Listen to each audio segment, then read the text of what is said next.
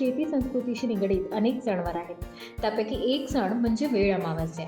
ह्या सणानिमित्त बळीराजाकडनं शेतातील काळे आईचे ऋण फेडण्यासाठी मनोभावे पूजा केली जाते आणि यानंतर शेत शिवारात वनभोजनाचा आनंद घेण्यात येतो.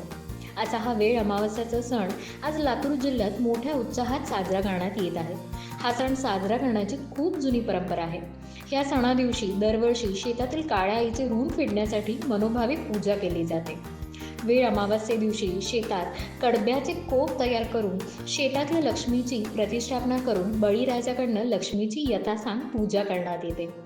तसेच शेतातील पांडवांची मनोभावे पूजा करून शेतात समृद्धी आणि सुबत्ता लाभावी अशी प्रार्थना करण्यात येते. यानंतर गोडाधोडाचा नैवेद्य दाखवून हिरव्यागार शिवारात वनभोजनाचा आनंद लुटण्यात येतो. या सणानिमित्त शेतकरी आपल्या सगळ्या सोयऱ्यांना आणि मित्रांना वनभोजनासाठी आमंत्रित करतात.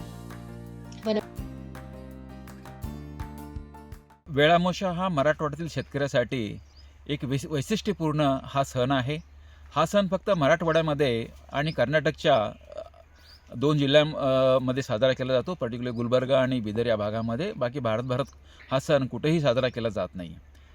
या सणाचं प्रामुख्यानं वैशिष्ट्य म्हणजे या ठिकाणी या दिवशी शेतकरी आपल्या शेतावर आपल्या काळ्या आईची पूजा करतो. आपल्या काळ्या आईविषयी तो कृतज्ञ असतो. जी आई त्याला वर्षभर अन्न देते त्या आईची या ठिकाणी पूजा केली जाते. या ठिकाणी हा जो रब्बीचा हंगाम आहे, या ठिकाणी विविध प्रकारची पिकं शेतामध्ये उभी असतात आणि या पिकांची वाढ होऊ दे चांगली, शेतकऱ्यांना वर्षभर अन्न मिळू दे आणि सर्वांचं भलं होऊ दे यासाठी ही पूजा केली जाते. या दिवशी शेतकरी आपल्या सर्व मित्र परिवारांना या ठिकाणी भोजनासाठी बोलवत असतो आणि या ठिकाणी आपल्या शेतामध्ये विविध धान्यापासून बनलेलं अन्न या ठिकाणी तयार केलं जातं. या ठिकाणी सर्वात महत्त्वाचं म्हणजे जी भजी बनवली जाते, या ठिकाणी या हंगामामध्ये मिळणाऱ्या सर्व प्रकारच्या भाज्या या भजीमध्ये समावेश असतात. जसं की तुरीचे शेंगदाणे असतील, या ठिकाणी हरभरा असेल, शेंगदाणा असेल, वाटाणा असेल आणि या सर्व भाज्या, मेथी असेल, भाज्यापासून ही भजी बनवली जाते. सोबतच या ठिकाणी ताकापासून आणि जवरच्या पिठापासून आंबील बनवली जाते, जी हिवाळ्यामध्ये अत्यंत पौष्टिक असते. त्याच पद्धतीनं हिवाळ्यासाठी तीळ आणि गूळ हा खूप महत्त्वाचा असतो. या तिळाची पोळी या ठिकाणी बनवली जाते. बाजरीची भाकरी खूप पौष्टिक असते, ती बाजरीची भाकरी बनवली जाते.